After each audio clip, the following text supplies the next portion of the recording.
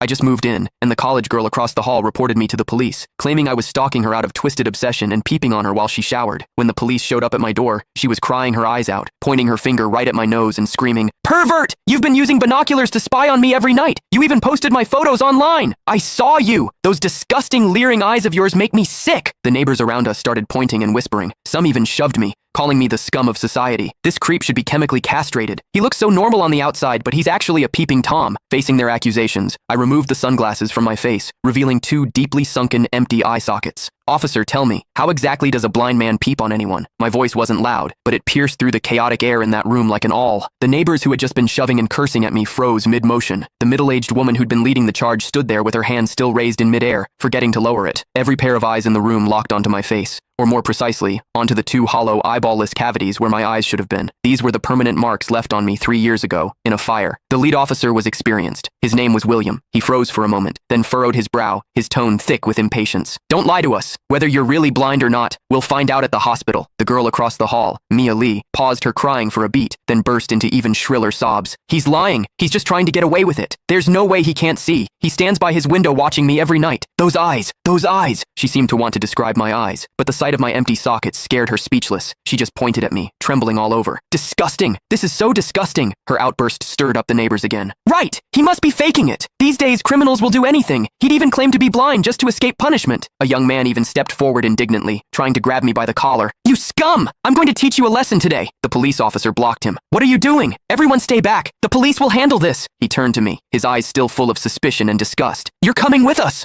I didn't resist. I calmly held out both hands. Cold metal touched my wrists. Two younger officers flanked me on either side and led me toward the elevator. Behind me, Mia's crying mixed with the neighbors' curses into a chaotic din. "Scum of society! Get out of our community! Hope you rot in prison!" I could see the righteous expressions on their faces. I could also hear the pleasure in their voices as they trampled me into the mud. I stepped into the elevator. The metal doors slowly closed, cutting off the noise from outside. One of the younger officers, probably new to the job, couldn't help but ask me quietly, Are you really blind?" I tugged at the corner of my mouth but didn't answer. The other officer patted his shoulder, signaling him to keep quiet. But I knew that in their minds, the scales had already tipped completely in favor of that tearful young girl. After all, it was a young, pretty, pitiful college student on one side, and on the other, a suspicious man living alone, wearing sunglasses. In their eyes, it was crystal clear who was the victim and who was the perpetrator. What they didn't know was this: sometimes, what the eyes see is the biggest lie of all. And I, a blind man, had seen something that none of them had. For instance, when Mia accused me, her heartbeat was steady, without a single ripple of genuine emotion. The interrogation room at the police station was harshly lit by fluorescent lights, and the air smelled faintly of mildew. I sat on a cold metal chair. Across from me were William and a female officer taking notes. Click the link in my bio to get the